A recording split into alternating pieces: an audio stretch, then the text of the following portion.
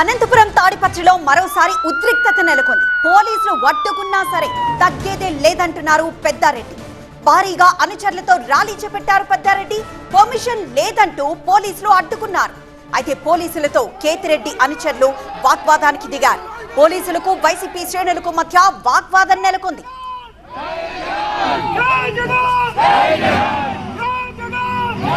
చాలా మంది అధికారులు మండల హెడ్ క్వార్టర్లో చేయమని చెప్తాంటారు.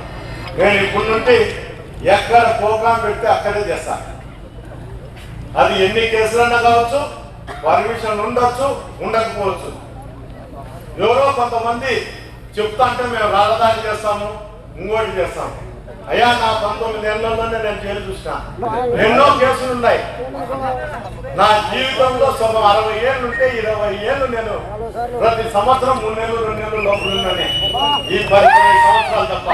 అతను చెప్తా ఆడు కేసులు పెట్టించా, పోలీసు వాళ్ళతో తెప్పించా అని.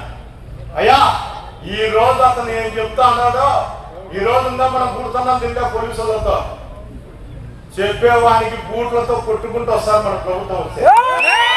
మటరా లెక్కలు మీరు తీసుకోండి, మగతాయి లెక్కలు మీరు తీసుకోండి, బంగారు లెక్కలు మీరు వ్యాపారం చేసుకోండి అని వరకు నేను చెప్పను.